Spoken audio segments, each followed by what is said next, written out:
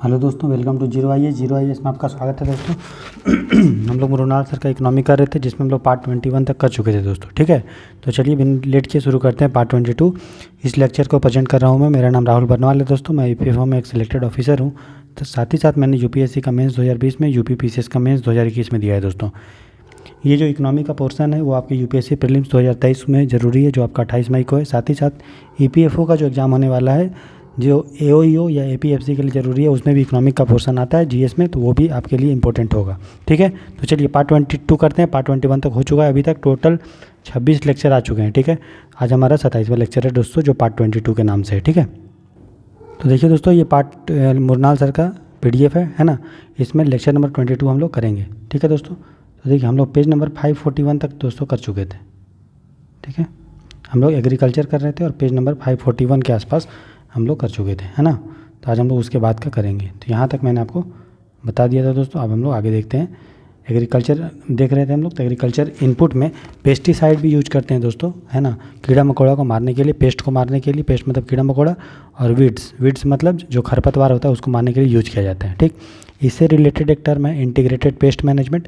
हम लोग इसमें होता है कि हम लोग सभी प्रकार के कीड़ों को नहीं मारते हैं, कुछ कीड़ा खेती के लिए ज़रूरी होता है तो उसको हम लोग छोड़ देते हैं, उसको बोलते हैं इंटीग्रेटेड पेस्ट मैनेजमेंट। ठीक है, उसके बाद केमिकल हम लोग देख रहे थे। एग्रीकल्चर इनपुट में हम लोग फर्टिलाइजर देख रहे थे दोस्तों। तो उसी से रिलेटेड एक स्कीम है, योजना है, प्रधानमंत्री कृषि विकास। ठीक है, क्या है, PKVY, परंपरागत कृषि विकास योजना। परंपरागत मतलब ट्रेडिशनल, जो ट्रेडिशंस हम लोग करते आ रहे हैं, जिसमें हम लोग जो है उतना केमिकल फर्टिलाइज़र का प्रयोग नहीं करते थे परंपरा से, है ना। हम लोग गोबर का यूज करते थे, तो उसकी को हम लोग को बढ़ावा देना है। ठीक है, तो ये एक तरह का जो है ऑर्गेनिक फार्मिंग है। ऑर्गेनिक फार्मिंग मतलब जहाँ पे हम लोग केमिकल्स ये सब का प्रयोग, सिंथेटिक फर्टिलाइज़र का प्रयोग, पेस्टिसाइड का प्रयोग नहीं करते हैं। और हम लोग किस पे ज़्यादा हम लोग यूज करते हैं, क्या है, क्रॉप रोटेशन यूज करते हैं, क्रॉप रेसिड्यू का यूज करते हैं। वही जो भी खेत में बच गया उसी का हम लोग प्रयोग कर लेते हैं मैन्यूर्स के रूप में, बायो फर्टिलाइजर्स के रूप में, कीड़ा मकोड़ा ये सब का यूज करते हैं। ठीक है, तो इससे हमारा इकोलॉजी भी सही रहता है और हम लोग को पैसा भी बढ़ता है, इकोनॉमिक बेनिफिट भी होता है। क्योंकि हम लोग ज़्यादातर अभी बताए थे, हम लोग जो NPK में हम लोग 100% के को हम लोग इंपोर्ट करते हैं। तो हमारा अगर हम ये सब यूज नहीं करेंगे, इसका जगह हम नेचुरल यूज करेंगे, गोबर, तो उससे हमारा करंट अकाउंट डेफिसिट जो होगा वो कम होगा दोस्तों। सिक्किम जो है दोस्तों पहला राज्य है इंडिया का जो 100% ऑर्गेनिक स्टेट है। ठीक है, तो भारत सरकार ने भी परंपरागत कृषि को, ऑर्गेनिक फार्मिंग को डेवलप करने के लिए स्कीम को लॉन्च किया था। प्रधानमंत्री बोल रहा हूँ, परंपरागत कृषि विकास योजना। ठीक है, जो एग्रीकल्चर मिनिस्ट्री के अंडर में है ना। और ये कोर स्कीम है। कोर स्कीम मतलब पूरी तरह से केंद्र सरकार पैसा नहीं देगी, राज्य सरकार भी कुछ पैसा देती है। जैसे 60-40 में रेशियो होता है या 90-10 में रेशियो होता है दोस्तों। ठीक है, तो किस तरह से पैसा दिया जाता है, देखिए। तो सबसे पहले 50 किसानों का ग्रुप बनाया जाता है। ठीक है, और उनको बोला जाता है कि आप जो है ऑर्गेनिक फार्मिंग कीजिए। और जितने भी 50 किसानों को, उसमें से हर प्रत्येक किसान को जो भी ऑर्गेनिक फार्मिंग करेंगे उसको 3 साल तक जो है दोस्तों 20,000 रुपया एकड़ के हिसाब से पैसा मिलेगा। ठीक है, समझ गए। साथ ही साथ एग्रीकल्चर मिनिस्ट्री ने जैविक खेती वेब पोर्टल लॉन्च किया है, जिसके तहत जो भी ऑर्गेनिक सामान बेचते हैं किसान और जो भी खरीदते हैं उसको एक जोड़ देता है। ठीक है, उसी तरह पार्टिसिपेटरी गारंटी स्कीम है। इसके तहत जो भी ऑर्गेनिक सामान है उस पर PGS का लोगो होगा, PGS लिखा होगा उस पर, पार्टिसिपेटरी गारंटी स्कीम। इससे पता चल जाएगा सामने वाला चीज़ जो है वो ऑर्गेनिक चीज़ है, चाहे वो फल हो, फूल हो या कोई भी चीज़ हो। ठीक है, एग्रीकल्चर से रिलेटेड। ठीक है, इसी को आपको पता है बीजेपी की सरकार नाम चेंज करने के लिए फेमस है। तो परंपरागत कृषि विकास योजना को चेंज करके वो रख दी BPKP, भारतीय प्राकृतिक कृषि पद्धति। दोनों में कोई डिफरेंस नहीं है दोस्तों, दोनों सेम है। समझ में आ गया। चलिए, इसमें भी हम लोग कोई केमिकल यूज नहीं करेंगे, बायोमास को रिसाइकल करेंगे, गोबर यूज करेंगे, गौमूत्र ये सब यूज करेंगे दोस्तों। इसमें भी उसमें कितना पैसा दे रहे थे, तो 12,000 रुपये पर एकड़। इसमें कितना पैसा दे रहे हैं, उसमें कितना देते थे 20,000, इसमें कितना देंगे 12,200, 3 साल तक। सिंपल सा चीज़ है। ठीक है, उसी से रिलेटेड एक है नेचुरल ऑर्गेनिक फार्मिंग से, उसको बोलते हैं ZBNF, zero budget natural farming. Zero budget का मतलब इसमें कोई पैसा खर्च नहीं होता है इनपुट में, मतलब बीज में, फर्टिलाइज़र में, पेस्टिसाइड का प्रयोग हम लोग नहीं करते हैं।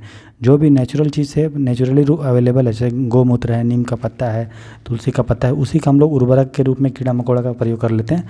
उसी खेती को हम लोग बोलते हैं जीरो बजट नेचुरल फार्मिंग। कोई भी केमिकल्स यूज नहीं होगा। क्या यूज होगा, बायो फर्टिलाइज़र मतलब अगर लिखा रहेगा तो केमिकल होता है, जिसमें बायो लग जाता है। इसका मतलब कीड़ा मकोड़ा कुछ कीड़ा मकोड़ा जो होगा, या जैसे वो फूल पत्ती हो सकता है, वो फर्टिलाइज़र के रूप में काम कर सकता है, तो उसको यूज़ करेंगे। जैसे हम लोग अर्थवर्म का यूज़ करेंगे, केचुआ का यूज़ कर लेंगे, है ना, गोबर यूज़ कर लेंगे, वो सब है। इसी से रिलेटेड कुछ टर्म है जीवामृत। जीवामृत का मतलब उस मिट्टी में माइक्रोब्स का कैपेसिटी को बढ़ा देंगे, जो कीड़ा मकोड़ा होगा उसका क्या होगा, उर्वरता बढ़ा देगा। बीजामृत, बीजामृत को मतलब बीज को हम लोग बढ़िया करेंगे, उसके लिए हम लोग बीज को हो सके गौमूत्र में अगर डुबा के कुछ देर रख देंगे तो उससे बीज का क्या होगा, उत्पत्ति ठीक होगा। नीम के तेल में डाल देंगे तो उससे क्या होगा, कीड़ा मकोड़ा उस पर नहीं लगेगा, उसको बोलते हैं बीजामृता। उसी से रिलेटेड टर्म है बायोपेस्टिसाइड, मतलब कीड़ा मकोड़ा को यूज़ करेंगे पेस्टिसाइड के रूप में। जैसे अग्नियास्त्र है, ब्रह्मास्त्र है, नीमास्त्र है। नीमास्त्र मतलब नीम यूज करते होंगे, है कि नहीं। फिर एक टर्म रिलेटेड वापसा, वापसा, वापसा का मतलब प्लांट हम लोग देंगे पेड़ के ऊपर से, outside the plant canopy. Canopy मतलब क्या होता है, प्लांट का कैनोपी मतलब ये प्लांट का कैनोपी बोलते हैं। तो ऊपर से हम लोग इसमें पौधा देंगे, ठीक है, पानी देंगे, ठीक। तो ZBNF से क्या होगा, किसान का पैसा बचेगा, तो जो वो कर्ज के चक्र में फंस जाता है वो नहीं होगा। साथ ही साथ इन्वायरमेंट, सॉइल और बायोडाइवर्सिटी भी प्रोटेक्ट रहेगा। पहली बार इसको कराया गया था कर्नाटक में, सुभाष पालेकर ने कराया था। साथ ही साथ हिमाचल और आंध्र प्रदेश में भी इसको कराया गया है। तो भारत सरकार सोच रही है कि हम लोग ZBNF करेंगे और धीरे धीरे इंडिया के पार्ट में इसको क्या करेंगे, फैलाएंगे, ठीक है। गवर्नमेंट सोच रही है कि हम लोग इसको एक जो परंपरागत कृषि विकास योजना जो हम लोग लॉन्च किए थे उसी का एक कंपोनेंट के रूप में इसको हम लोग लॉन्च करेंगे। साथ ही साथ जो हम लोग का गंगा की नदी है, गंगा नदी, उसके 5 किलोमीटर के दोनों तरफ दायरे में हम लोग ऑर्गेनिक फार्मिंग को, नेचुरल फार्मिंग को जो है दोस्तों बढ़ावा दे रहे हैं, ठीक है। साथ ही साथ जो SC ST फार्मर्स होते हैं उसको हम लोग फंडिंग देंगे, किसके लिए, एग्रो फॉरेस्ट्री के। एग्रो फॉरेस्ट्री का मतलब क्या होता है, जहाँ पे एग्रीकल्चर और फॉरेस्ट साथ साथ करते हैं, मतलब क्रॉप भी लगाते हैं, एनिमल भी लगाते हैं और ट्री भी लगाते हैं, पेड़ पौधा भी लगाते हैं, उसको हम लोग बोलते हैं एग्रो फॉरेस्ट्री दोस्तों, ठीक है। इसका लिमिटेशन क्या है जीरो बजट नेचुरल फार्मिंग में, पहला ये होता है कि इसका उपज कम होता है। अगर हम लोग फर्टिलाइज़र यूज़ करेंगे और नेचुरल, और एक तरफ हम लोग फर्टिलाइज़र यूज़ कर रहे हैं और दूसरी तरफ जीरो बजट नेचुरल फार्मिंग कर रहे हैं, तो जीरो बजट नेचुरल फार्मिंग से उपज बहुत कम होगा। वही हाल हुआ श्रीलंका का। श्रीलंका आपको पता है कि ऑर्गेनिक बोला था कि हमको ऑर्गेनिक सामान उपजाएंगे और केमिकल फर्टिलाइज़र को बैन कर दिया। इससे क्या हुआ, उस देश में खाद्य का संकट हो गया और उसका इकोनॉमी भी क्राइसिस में हो गया।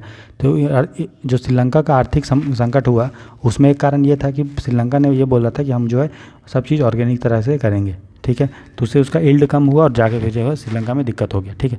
तो उसके बाद इससे क्या होगा, यील्ड कम होगा, उपज कम होगा, तो फूड का शॉर्टेज होगा, उससे महंगाई भी हो सकता है दोस्तों। साथ ही साथ जो ऑर्गेनिक फूड्स होते हैं दोस्तों वो देखने में उतना अच्छा नहीं लगता, अट्रैक्टिव नहीं होता है, तो उसका जो है उसको विदेशों में मार्केट भी उतना जो है नहीं मिलेगा, ठीक है। तो जो ऑर्डिनरी कंज्यूमर्स हैं जिसको इनके बारे में नहीं पता है कि ऑर्गेनिक फूड है ये, लेकिन देखने में बढ़िया नहीं होगा तो कैसे लेगा, है ना। तो उसका मार्केट भी नहीं मिलेगा, तो उससे जो है उसको बिक्री भी नहीं होगा दोस्तों, ठीक है। उसके बाद इसकी ये जानने की ज़रूरत नहीं है, ठीक है, इमेंस का चीज़ है। अगला देखते हैं, एग्रीकल्चर के इनपुट में ही हम लोग देख रहे थे, तो उसमें एक है मशीनीकरण, मतलब मशीन का यूज़ करना एग्रीकल्चर में, ठीक है ना। तो मशीन का यूज़ करेंगे तो क्या होगा दोस्तों, प्रोडक्टिविटी ज़्यादा होगा, है कि नहीं, क्योंकि वो वर्कर जो होगा कम समय में ज़्यादा प्रोडक्शन कर लेगा। इसी से रिलेटेड दो टर्म है, एक है लेबर ऑगमेंटिंग टेक्नोलॉजिकल प्रोग्रेस, एक है कैपिटल ऑगमेंटिंग टेक्नोलॉजिकल प्रोग्रेस। दोनों बहुत आसान है। लेबर ऑगमेंटिंग मतलब हम लोग लेबर पे ज़्यादा ध्यान देते हैं, ठीक है, लेबर काम कर रहा है, लेबर पे ही ज़्यादा ध्यान देंगे। तो ऐसा टेक्नोलॉजी जो लेबर को क्या करे, प्रोडक्टिव बना दे। लेबर जैसे अभी कोई चीज़ से एक समय में एक काम कर रहा है, अगर इसको कोई टेक्नोलॉजी दी है तो एक चीज़ से ये बहुत सारा काम करना लगेगा, उसको बोलते हैं लेबर ऑगमेंटिंग टेक्नोलॉजी का प्रोग्रेस।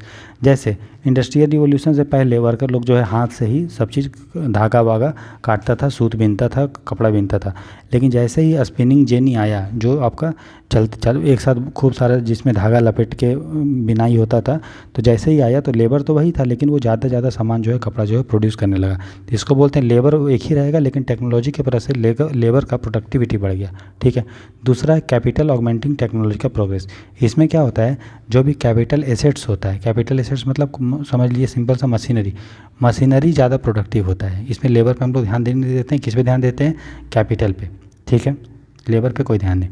जैसे अभी एक क्वेश्चन पूछा गया ठीक है, मनरेगा के बाद क्या हुआ, आपको पता है कि मनरेगा में हम लोग फोकस करते हैं दोस्तों, किस पे फोकस करते हैं कि आदमी काम पे फोकस करते हैं, जिसमें मैनुअल काम पे, मतलब हाथ से ही काम होना चाहिए, मशीन का प्रयोग नहीं होना चाहिए। लेकिन पंजाब हरियाणा के किसान क्या है, वहाँ पे लेबर का कमी है, ठीक है। तो और लेबर का कमी है तो वहाँ के जो लेबर जो होते हैं हाई वेज का डिमांड करते कि हमको ज़्यादा मजदूरी चाहिए। तो वहाँ के किसान जो हैं बड़े बड़े वो वर्कर लेबर को नहीं रखना चाहते क्योंकि उनको ज़्यादा तनख्वाह देना पड़ता है, इसलिए वो लोग मशीन जो है ज़्यादा यूज कर रहे हैं दोस्तों। ठीक है, उसका ये काम का नहीं है। फिर क्या क्या चैलेंज है एग्रीकल्चर में फार्म के मशीनीकरण में, तो याद रखिएगा भारत का जो ट्रैक्टर इंडस्ट्री है पूरे विश्व में सबसे बड़ा है। ठीक है, लेकिन इंडिया में जो मशीन यूज होता है एग्रीकल्चर में कितना है, बहुत कम है, 40%। मतलब मात्र 40% कृषि होती है किससे, मशीन से होती है। फिर चाइना है, ब्राज़ील, मतलब इंडिया का बहुत कम है, याद रखना है। ठीक है, तो मशीनीकरण को हम लोग बढ़ावा देने के लिए हम लोग एक कृषि योजना लेके आए थे, ग्रीन रिवोल्यूशन कृषि योजना 2017 में, जिसका एक कंपोनेंट था दोस्तों सब मिशन ऑन मैकेनाइजेशन। तो सब मिशन जो ऑन मैकेनाइजेशन SMM वो पार्ट था किसका, ग्रीन रिवोल्यूशन कृषि योजना, जहाँ पे हम लोग फोकस कर रहे थे मशीनीकरण पे लेके। साथ ही साथ एग्रीकल्चर मिनिस्ट्री ने एक ऐप लॉन्च किया जिसका नाम है फार्म्स। इसमें क्या होता है कि बहुत सारे किसान जो है, जो किसान गरीब होता है जनरली, तो छोटे छोटे किसान है, एक साथ कोई मशीन को नहीं ले पाएगा। तो अगर ये किसान अगर ग्रुप बना ले, ठीक है, और मशीन जो है रेंट पे ले लें तो क्या होगा, खर्चा कम होगा और एक ही मशीन से बहुत सारे किसान जो है यूज कर लेंगे। उसी को हम बोलते हैं फार्म्स, फार्म मशीनरी सॉल्यूशन। ठीक है, फिर किसान ड्रोन का भी यूज कर रहे हैं, ड्रोन क्रॉप को असेसमेंट करने के लिए, ज़मीन का दस्तावेज क्रिएट करने के लिए, इंसेक्टिसाइड और पेस्टिसाइड को जांच पड़ताल करने के लिए। क्वेश्चन आप UPSC 2015 में पूछा था दोस्तों कि the substitution of steel for wooden plough in an agriculture production is an example of. बोल रहा है कि हमारे पास लकड़ी का हल था, उसको हम स्टील का हल बना दिए। तो दोस्तों इसमें लेबर का बात हो रहा है क्या, नहीं, इसमें किसका बात हो रहा है कि लकड़ी वाला हल जो था उसको स्टील वाला, तो स्टील वाला हल से ज़्यादा अच्छे से आप मतलब खोद सकते हो, ज़्यादा स्ट्रॉन्ग होगा, है ना, जंग वंग उतना नहीं जंग नहीं लगेगा, सड़ेगा भी नहीं लकड़ी की तुलना में। ठीक है, जल्दी जल्दी फास्ट काम करेगा। तो ये क्या है दोस्तों, कैपिटल ऑगमेंटिंग, कैपिटल का बात हो रहा है ना। तो वुडन वाला जो कैपिटल वो था, हल था, उसको चेंज होकर स्टील वाला कर दिए। ठीक है, यहीं पे लिखता कि एक आदमी है जो एक टेप रिकॉर्डर वो जो होता है ना, उसको क्या बोलते हैं यार, जिसमें टाइप करते हैं, टेप रिकॉर्डर नहीं होता, उसको क्या बोलते हैं उसको, आप समझ रहे हो ना मैं क्या बोलना चाह रहा हूँ, जिसमें टाइप करते हैं उसको क्या बोलते हैं। ठीक है, जो पहले तो खट खट खट खट धीरे धीरे टाइप होता था, अब क्या हो गया दोस्तों, टेप रिकॉर्डर की जगह क्या हो गया, मशीन आ गया जिससे जल्दी जल्दी टाइप होने लगा। तो इसमें क्या किया, आदमी तो वही है, तो आदमी ने मशीन ने टेप रिकॉर्डर को हटा के दूसरा चीज़ लाया। इससे जो ये था वर्कर था, जो भी आदमी था, उसका प्रोडक्शन बढ़ गया। तो उसको क्या बोलेंगे, लेबर ऑगमेंटिंग, ठीक है, टेक्नोलॉजिकल प्रोग्रेस। और पहले अगर मशीन रहता और उसकी जगह दूसरा चीज़ खाली एडिशन इसमें कर देते हैं तो उसमें मशीन देख रहे हैं, तो उसमें हम लोग बोलेंगे कैपिटल ऑगमेंटिंग टेक्नोलॉजिकल प्रोग्रेस। ठीक है, अगला क्वेश्चन है दोस्तों, private investment in agriculture is mostly on labour saving mechanisation. बोल रहा है कि हम लोग प्राइवेट इन्वेस्टमेंट अगर एग्रीकल्चर में कर रहे हैं तो किस में कर रहे हैं, लेबर सेविंग मैकेनाइजेशन की, जिस मशीनीकरण के कारण हमारा लेबर का ज़रूरत नहीं पड़ रहा है। This could be in response to, बोल रहा है सीधी बात है कि क्यों जो है किसान जो है मशीन को ज़्यादा यूज़ कर रहे हैं, लेबर को, श्रम को कम यूज़ कर रहे हैं। क्यों कर रहे हैं, क्योंकि वेज बढ़ रहा है और लेबर मार्केट बहुत टाइट हो रहा है। ठीक है, इसीलिए, ठीक है, क्योंकि वेज बढ़ रहा है तो किसान क्यों देगा ज़्यादा वेज, है ना, मजदूरों को। ठीक है, अगला टॉपिक है दोस्तों, एग्रीकल्चर इनपुट में ही हमारा फिनांस या क्रेडिट, जिसको बोलते हैं ऋण। ठीक है, तो देखिए दोस्तों, आपको पता है कि एग्रीकल्चर के लोन का बहुत ज़रूरत पड़ता है ना। इसमें हम लोग को जो प्रीलिम्स में ज़रूरत, मतलब जो फैक्ट है बस उसी को ध्यान देना है। वैसे मेंस में तो एग्रीकल्चर से एक क्वेश्चन आता ही है, लेकिन हम लोग प्रीलिम्स के लिए पढ़ रहे हैं कि नहीं। याद क्या रखिएगा, देखिए ज़्यादा जो लोन है किस पे उधार है, तो छोटे किसानों पे ज़्यादा क्या है, लोन से ग्रसित हैं। ठीक है, तो नॉर्थ ईस्ट में जो स्टेट है दोस्तों, उसमें जितना भी लोन दिया गया है उसका लेस देन 1% नॉर्थ ईस्ट वाले राज्यों उसको शेयर किया गया है। ठीक है, तो ये चीज़ है। उसके बाद हम लोग को ये सब जानने की ज़रूरत नहीं है दोस्तों। ठीक है, ठीक है, उसके बाद देखिए कि एग्रीकल्चर के लिए क्या क्या किया गया है। तो PSL नॉर्म्स है, नेशनलाइजेशन, ये सब आपका काम का नहीं, ऑलरेडी हम लोग डिस्कस कर चुके हैं। ठीक है, देखिए अगला टॉपिक है दोस्तों एग्रीकल्चर फिनांस में, उसको बोलते हैं negotiable warehouse receipt. Simple सा बात है। तो इसके लिए कौन मिनिस्ट्री हेड है, मिनिस्ट्री इसके लिए कंज्यूमर अफेयर्स, उपभोक्ता मंत्रालय वाला। ठीक है, तो उसके अंडर में एक संस्था बना गया है, जो एक वैधानिक संस्था है, उसका नाम है warehouse development and regulatory authority, WDRA। ठीक है, बहुत सारा सिंपल सा कॉन्सेप्ट है दोस्तों इसका। ठीक है, देखिए सबसे पहले क्या होता है, देखिए कोई किसान है, ठीक है, इसने कुछ उपजाया दोस्तों, तो इसने अपने गोदाम में वो सामान को इकट्ठा कर लिया।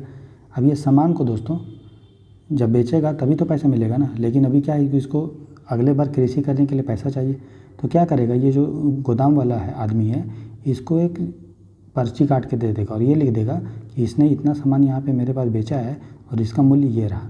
अब ये किसान क्या करेगा, अगर इसको कहीं पे लोन चाहिए तो बोल देगा बैंक से, बैंक के पास देखो हमारे पास एक पर्ची है जिसमें लिखा है कि हमको इतना रुपये जो मिलेगा फ्यूचर में, तो तुम हमको लोन दे दो। तो क्या बैंक वाला बोलेगा, हाँ ठीक है, तुम तो सही बोल रहा है, तुम्हारे पास पर्ची है और ये ऑथेंटिक है, इसमें मोहर वोहर मारा हुआ है, तो आराम से वो लोन भी ले सकता है। या फिर वो इस चीज़ को बेच के अपना जो कमोडिटी एक्सचेंज मार्केट होता है दोस्तों, हम लोग पढ़ेंगे कैपिटल मार्केट में, कमोडिटी एक्सचेंज मार्केट में इसको जो है ट्रेड भी कर सकता है, इसका भी मतलब व्यापार भी कर सकता है और बदले में लोन ले सकता है, या जो भी शेयर वेयर लेना है उसको वो ले सकता है। ठीक है, उसी को हम लोग बोलते हैं दोस्तों क्या, नेगोशिएबल। नेगोशिएट किया हमने। और वेयर हाउस गोदाम है, और रिसिप्ट, रिसिप्ट मैंने पर्ची, समझ में आया। उसी को क्या बोलते हैं, परक्राम में गोदाम रसीद। सिंपल सा बात है, मैंने समझा दिया आपको, आप एक बार उसको रीड कर सकते हो। ठीक है, अब हमने फाइनेंस के बारे में पढ़ लिया। अब देखिए किसान को अगर एक कृषि में बहुत लॉस भी होता है, तो जिस तरह आप गाड़ी का एक्सीडेंट हो गया तो आप गाड़ी व्हीकल इंश्योरेंस लेते हो, कोई आदमी बीमार पड़ता है तो जनरल इंश्योरेंस या लाइफ इंश्योरेंस लिया जाता है, उसी प्रकार कृषि में भी हम लोग इंश्योरेंस लेते हैं दोस्तों, जिसको एग्रीकल्चर इंश्योरेंस बोलते हैं। उसमें से जो हम लोग को इम्पोर्टेंट पढ़ना है उसका नाम है दोस्तों प्रधानमंत्री फसल बीमा योजना, जो एग्रीकल्चर मिनिस्ट्री जो है लॉन्च की है। तो ये एक कोर स्कीम है, इसके बारे में हम लोग जो है डिटेल में इंश्योरेंस वाले चैप्टर में, जो मैंने थोड़ा सा छोड़ा है इंश्योरेंस वाला, उसमें डिटेल में पढ़ेंगे दोस्तों। ठीक है, 2002 में agriculture insurance company of India limited भी सेट किया गया था, जो एग्रीकल्चर में इंश्योरेंस को ध्यान में रखती है। ठीक है, उसके बाद देखिए अब हम लोग पढ़ेंगे अगला टॉपिक, एग्रीकल्चर का आउटपुट। जो भी एग्रीकल्चर से सामान निकलता है, अभी आपको पता है पराली का इशू हो रहा था, तो उसको लेके हम लोग पढ़ेंगे कि क्या पराली का सोल्यूशन है, क्या होना चाहिए। तो आपको पता है कि जब भी पराली जलता है पंजाब हरियाणा के आसपास एरिया में, यूपी में, तो उसका सब सारा धुआं जो होता है, जितना भी धुआं होता है वो किधर, दिल्ली की तरफ अट्रैक्ट हो जाता है। क्यों अट्रैक्ट होता है कि दिल्ली जो है दोस्तों, देखिए दिल्ली गड्ढे में है, मतलब गड्ढे मतलब समझ रहे हो ना, प्लेन में नहीं है, मतलब थोड़ा गड्ढा है। इधर आपका पंजाब हरियाणा है, तो जितना भी धुआं आता है दोस्तों यहाँ पे कलेक्ट हो जाता है, और दिल्ली चारों तरफ से क्या हुआ, घिरा हुआ है, तो यहाँ हवा जो है बाहर भी नहीं जा पाती है। ऊपर से पानी वानी भी होते रहता है इधर उधर आसपास के एरिया में, तो उससे क्या हुआ कि हवा जो है भीग जाती है, भीगने के कारण हवा ऊपर नहीं उठ पाएगी। तो ये पूरा एरिया जो है स्मोक से, कोहरा से जो है, कोहरा से, गंदगी से, कूड़े से भर जाता है। PM जो होता है 2.5 वो पूरा भर जाता है। तो मेन जो कारण होता है भरने का, उसमें से एक कारण है दोस्तों क्रॉप रेसिड्यू का जलाना, जो भी अवशेष होता है पराली होता है उसको जलाना। ठीक है, तो सॉल्यूशन क्या है दोस्तों, तो सॉल्यूशन वही है कि in situ composting. In situ मतलब स्वास्थानी उपजाऊकरण। तो जो भी आपका पराली जला है आप उसको वहीं पे काट कूट लो, बराबर कर दो उसको। एक मशीन होता है हैप्पी सीडर, ठीक है, तो हैप्पी सीडर मशीन क्या करता है, पूरा वो काट लेता है। ठीक है, तो वैसे ये खेत है, ठीक है, मतलब ये आपका वो है, तो हैप्पी सीडर क्या करेगा दोस्तों, ये पूरा जड़ से नहीं काटता है। ठीक है, ये इसको काटेगा और यहीं पे बीज को बो देगा। तो बिना पूरा काटे, चावल को पुनः काटे जो है बीज को बो देता है। इससे किसान को जो पराली कटने के बाद जो है जलाना पड़ता है, वो जलाना का नहीं पड़ रहा है, क्योंकि ये मशीन जो है ये बीज को बो देता है बिना इसको पूरा जड़ से काटे। ठीक है, उसी तरह नेशनल ग्रीन ट्राइब्यूनल ने बर्निंग रेसिड्यू, अगर आप कूड़ा कचरा जलाते हो, पराली जलाते हो, तो उसको एक क्राइम माना गया है, ऐसा बोला है। ठीक है, एयर एक्ट के अंडर, उतना जानने की ज़रूरत आपको नहीं है दोस्तों। ठीक है, ये सब उतना जाने के मोटा मोटी समझो यार, ये कभी प्रीलिम्स का चीज़ ऐसा है भी नहीं, ये टॉपिक हल्का हल्का आप समझ लो जाओ क्या होता है। ठीक है, चलिए उसी तरह हम लोग एग्रीकल्चर में पढ़ लिए दोस्तों। ठीक है, अब हम लोग पढ़ेंगे APMC मंडी के बारे में। जो भी सामान आपने उपजाया है, कृषि हुआ है, उसका बिकना चाहिए ना कहीं पे। ठीक है, तो उसके लिए हम लोग APMC मंडी बनाता है हर राज्य सरकार। याद रखिए APMC एक्ट होता है जो राज्य सरकार बनाता है, उस एक्ट के तहत आपने देखा होगा ये मंडी बनता है, जहाँ पे किसान अपना सामान जाके बेचता है किसको, दुकानदारों को, बड़े बड़े दुकानदार होते हैं। ठीक है, तो चुनौतियाँ क्या क्या है, वही है कि ये हो सकता है कि ये पॉलिटिकल पार्टीज का हो, उसको वो हो सकता है कि वो लोग एजेंट वेजेंट हो, अपना चार्ज वार्ज करेगा। ये सब मेंस का टॉपिक है, आपको जानने का ज़रूरत नहीं फालतू। ठीक है, तो सरकार ने क्या सोचा, सरकार ने सोचा कि चूँकि एग्रीकल्चर एक राज्य सूची है, तो केंद्र सरकार डायरेक्ट कानून नहीं बना सकता, डायरेक्शन नहीं बना सकता है। उसके लिए ज़रूरी है कि केंद्र सरकार एक मॉडल एक्ट बना दे, जिस तरह उसने लैंड के लिए बनाया था, मैंने बताया था लैंड भी क्या है, स्टेट सब्जेक्ट है, राज्य सूची है, तो केंद्र कानून बनाया था ना, मॉडल लैंड लीजिंग एक्ट, पहले मैंने बताया था। उसी तरह आदर्श कानून ये बना दे और राज्य सरकार को बोलो कि देखो जो भी तुम APMC अगला बना रहा है कानून, है ना, तो उसके लिए जो है तुम इस एक्ट को ध्यान में रखना। तो सरकार एक ओवरऑल गाइडलाइंस दे देता है और बोलता है कि देखो इस गाइडलाइंस के अंडर जो है तुम बनाओ, उसी को बोलते हैं मॉडल एक्ट। और ये रिलेटेड है APMC से, इसको बोलेंगे मॉडल APMC एक्ट, ठीक है। तो इसमें क्या क्या बोला गया है कि कॉन्ट्रैक्ट फार्मिंग के बारे में। कॉन्ट्रैक्ट फार्मिंग मतलब अनुबंध खेती। अनुबंध कॉन्ट्रैक्ट मतलब क्या होता है, एक आदमी है, ठीक है, और एक दूसरा आदमी है, ये किसान है और ये बिजनेसमैन है, इसको ये आम उगाता है, इसको आम और भी बहुत सारी चीज़ उगा रहा है।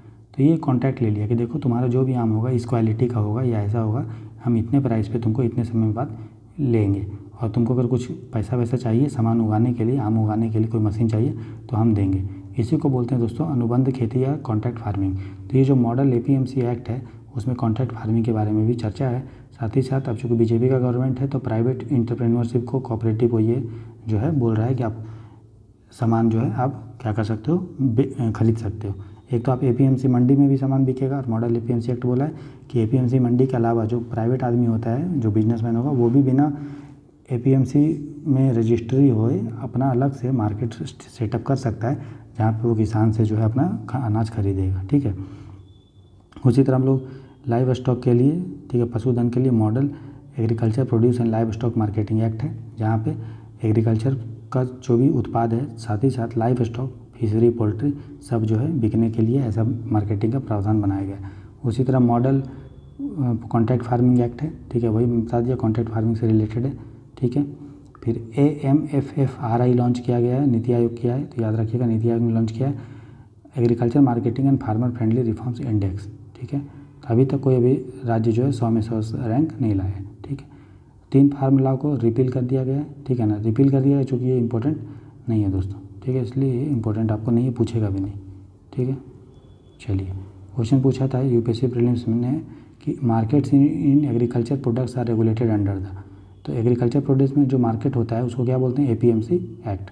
तो agriculture produce and marketing act के अंडर ये रेगुलेट होता है, यही होगा agriculture produce market commodity act enacted by state. Essential commodity act अलग है दोस्तों। इसेंशियल कमोडिटी एक्ट मतलब मैंने ऊपर बताया था, है ना, ऊपर बताया था आपको, इसमें सरकार जो चाहे तो कोई भी कमोडिटी को इसेंशियल कमोडिटी डिक्लेयर कर सकता है, ठीक है। जैसे उसको किसको डिक्लेयर किया था, फर्टिलाइज़र को, यूरिया फर्टिलाइज़र को बोला था कि इससे ज़्यादा यूरिया आप नहीं बेच सकते इतने रेट पे, तो सरकार कमोडिटी को डिक्लेयर कर सकता है। उसी तरह जो मास्क वास्क था उसको भी इसेंशियल कमोडिटी, सैनिटाइजर, ये सब सरकार डिक्लेयर किया था शायद, है ना। चलिए, अगर रिलेटेड आप जो भी आप सामान उत्पाद कर रहे हो एग्रीकल्चर का उत्पाद, उसको आप बेचना का भी प्रावधान होना चाहिए। तो इसके लिए ई-नैम मार्केट बनाया गया है। नाम क्या है, इलेक्ट्रॉनिक नेशनल एग्रीकल्चर मार्केट। तो जितने भी दोस्तों APMC मंडी है सब जो है ऑनलाइन डिजिटल रूप से पूरे इंडिया में कनेक्ट हो जाएगा, ताकि एक किसान एक मंडी किसी भी राज्य के मंडी में बेच पाए। अभी सिचुएशन ये है कि अभी कोई किसान है, ठीक है, तो उसको राज्य में ही किसी फिक्स मंडी में ही बेचना पड़ता था। अगर गुजरात का किसान चाहे कि झारखंड के मंडी में बेचे तो वो बेचना अलाउ नहीं था। लेकिन ई-नैम आने के बाद विश्व की भारत की जितने भी APMC मंडी थी वो डिजिटल रूप से लिंक हो गई, तो किसान गुजरात का हो या कहीं का भी हो किसी भी राज्य में आसानी से बेच सकता है। उसी को हम लोग बोलते हैं ई नेशनल एग्रीकल्चर मार्केट, ई-नैम, ठीक है। इसको एग्रीकल्चर मिनिस्ट्री ने लॉन्च किया। उसका जो एक संस्था है small farmers agri business consortium, उसके अंडर में ही आता है। ये सेंट्रल सेक्टर है, ठीक है, याद रखिएगा। 100% फंड कौन करता है, यूनियन गवर्नमेंट, ठीक है। तो गवर्नमेंट फ्री में सॉफ्टवेयर दे रहा है और 75 लाख रुपया एक APMC मंडी को दिया जा रहा है, ताकि वहाँ पे वो इंफ्रास्ट्रक्चर को ठीक ठाक कर पाए, ठीक है। सिंपल सा बात है। चलिए, और जो हमने पढ़ा था नेगोशिएबल वेयर हाउस रिसिप्ट, ऊपर पढ़े थे ना कि कोई किसान है वो जमा करता है गोदाम में अपना सामान, तो उसको बदले में जो है ENWR मिलता है, नेगोशिएबल वेयर हाउस रिसिप्ट, जो बैंक से लोन के रूप में यूज़ कर सकता है या फिर ट्रेडिंग भी उसका कर सकता है दोस्तों। तो ENWR को भी इंटीग्रेट कर दिया गया है ई-नैम के थ्रू, ठीक है। चलिए, अब क्वेश्चन आया था UPSC प्रीलिम्स 2017 में, उसको बनाते हैं कि what are the advantages of national agriculture market. बोला it is a pan India electronic trading portal for agriculture commodity. सही बात है, पूरे इंडिया में आप इलेक्ट्रॉनिकली रूप से एग्रीकल्चर कमोडिटी को कर सकते हो, सही बात है। It provide the farmers access to national wide market with prices commensurate with the quality of their produce. ये भी सही बात है कि किसानों को पता चल जाएगा कि अलग अलग एरिया में कितना जो है सामान का रेट है, उसके अनुसार वो क्वालिटी के हिसाब से बेच पाएगा, ठीक है। ये भी सही है। और वैसे भी देखिए मैंने बताया था कोई भी बढ़िया चीज़ होता है उसका बढ़िया चीज़ अच्छा होता है। नेशनल एग्रीकल्चर मार्केट पॉजिटिव चीज़ है, तो ये भी स्टेटमेंट बोल रहा है पॉजिटिव के संदर्भ में, क्योंकि ये पैन इंडिया मार्केट है, एग्रीकल्चर कमोडिटी की अच्छी बात बोल रहा है। और ये भी अच्छी बात बोल रहा है कि किसानों को जो है प्राइस के हिसाब से और क्वालिटी के हिसाब से पैसा मिलेगा, तो ये भी अच्छी बात है। तो पॉजिटिव का पॉजिटिव ही होता है। मैंने इस तरह का बहुत सारा क्वेश्चन आपको डीपीपी में प्रैक्टिस करवाया था, तो ज़रूर देखें प्लेलिस्ट में। बच्चे मेरे बात को आप मजाक में मत लीजिए, सीरियस लीजिए, समझ रहे हो। मैं एक सिलेक्टेड ऑफिसर हूँ, इसलिए मैं आपको टाइम निकाल के भी आपको जो है गाइड कर दे रहा हूँ, क्योंकि मैं नहीं चाहता कि आप जो इधर उधर आपका माइंड डिस्ट्रैक्ट हो जाए और इधर उधर आप भटक जाए, इधर उधर आपका मिसगाइड हो जाए।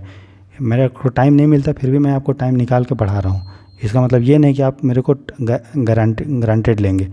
आप मेहनत करके पढ़ाई कीजिए, ठीक है। आपको गाइडेंस में कोई कमी नहीं हो रही है। कंडीशन ये है कि जो आपको बोला जा रहा है वो आप सीरियसली फॉलो कीजिए, तभी आपको सफलता मिलेगी, ठीक है। नहीं तो फिर बहुत समय लगेगा वो करने में, इधर उधर कर भटकेंगे, फालतू की बातें करेंगे, पढ़ाई नहीं करेंगे, तो फिर आप ही को पछतावा होगा बाद में, फिर मुझे मत बोलिएगा, ठीक है। क्योंकि मैं गारंटी ज़रूर लिया हूँ आपके सफलता का लेकिन कंडीशन भी है कि आपको जो बोला जा रहा है वो आप उसके अकॉर्डिंग मेहनत करोगे, तभी आपका प्रीलिम्स निकलेगा, तभी आपका ईपीएफओ में सिलेक्शन होगा। मैं थक जाता हूँ पढ़ाते पढ़ाते, फिर भी मैं पढ़ाता हूँ। क्यों? क्योंकि आपको जो है मुझे सही रास्ते पे डायरेक्शन में लेके जाना है, समझ रहे हो ना। ये सब आपको कोई नहीं बताएगा कि इस तरह से क्वेश्चन सॉल्व करते हैं, इस तरह से पढ़ाई किया जाता है। सब आपको खाली लूटने के लिए बैठा हुआ है, समझ रहे हो ना। तो इसका आंसर जो होगा दोस्तों ए और बी, इसीलिए सीरियस होकर पढ़ाई कीजिए, नो टाइम पास ठीक है। बोलते बोलते गला सूख जाता है, फिर भी पढ़ता हूँ मैं चाहूँ मुझे क्या फ़ायदा हो रहा है। मैं तो सोचा कि इसको वो कर दूँ, लेकिन मैं क्यों पढ़ा रहा हूँ, ताकि जो भी बच्चे मिडिल क्लास के हैं, गाइडेंस नहीं है, पढ़िए, मेहनत कीजिए, सीरियस होकर पढ़िए, तब आपको तुरंत सफलता मिलेगा, है ना। चलिए दोस्तों, गॉड ब्लेस यू। चलिए आगे देखते हैं दोस्तों तो देखिए, एग्रीकल्चर का जो प्रोड्यूस होता है, जो भी उत्पाद होता है, उसको बेचने के लिए सरकार का जो एग्रीकल्चर मिनिस्ट्री है दोस्तों, वो उसके अंदर एक नाबार्ड है, ठीक है, आपको पता है। तो नाबार्ड फंड देता है किसके लिए? एग्रीकल्चर मार्केट को स्टेबल करने के, सेटअप करने के लिए, ताकि कृषि का अलग अलग उत्पाद के लिए मार्केट हो। तो उसको बोलते हैं agriculture market infrastructure fund, infrastructure के लिए पैसा देता है, ठीक है। अभी पता है जो गांव में छोटे छोटे हाट होते हैं हाट बने मार्केट, तो उसको अभी कौन ऑन करता है, किसके अंदर में होता है? वो लोकल बॉडी पंचायत के अंदर में होता है, ठीक है। इस तरह से इंडिया में 22,000 के आसपास जो है क्या है, छोटे छोटे बाज़ार हैं, ठीक है। और एपीएमसी कितना है? 580 के आसपास। तो सरकार ने बजट में बोला था कि जो छोटे छोटे गांव में हाट होते हैं उसको हम अपडेट करके बनाएंगे GRAM, मतलब ग्रामीण एग्रीकल्चर मार्केट, ठीक है। और उसको फिर हम लोग ई-नैम से जोड़ देंगे। इससे क्या होगा, कोई भी आदमी का जो भी फार्मर्स होगा वो ग्रामीण हाट में जाकर डायरेक्टली अपना सामान सेल कर सकता है। उसको एपीएमसी जाने की ज़रूरत नहीं है। एपीएमसी कहाँ होता है दोस्तों? एपीएमसी कहाँ होता है? जिला में। तो कोई किसान अगर छोटा सा गांव में है तो वो एपीएमसी जाएगा भाई, उसको ट्रांसपोर्टेशन में भी खर्चा होगा, सामान भी उसका लॉस हो जाएगा, सड़ भी जाएगा। तो अगर गांव में ही कोई गांव में ही छोटे छोटे हाट होते हैं, यहीं पे हम अगर सुविधा प्रोवाइड कर दे तो ये किसान यहीं पे जाके सामान बेच देगा, फ़ायदा भी होगा इसको, है ना।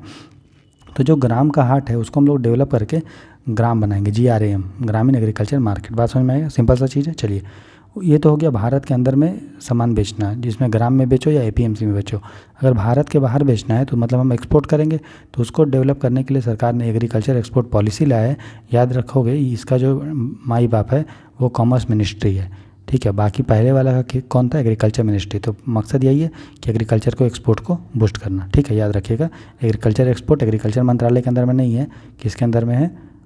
जो है वाणिज्य मंत्रालय, कॉमर्स मिनिस्ट्री, ठीक है दोस्तों।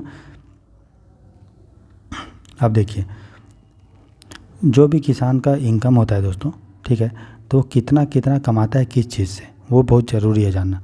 जो भी किसान है, ठीक है, मान लीजिए वो 100 रुपया कमा रहा है, ठीक है, तो 100 रुपये में से 48 रुपया वो ना कमा रहा है दोस्तों कृषि से, ठीक है। उसके बाद 32 रुपया वो कमा रहा है कहीं पे मजदूरी करके या कोई काम करके सैलरी से, ठीक है।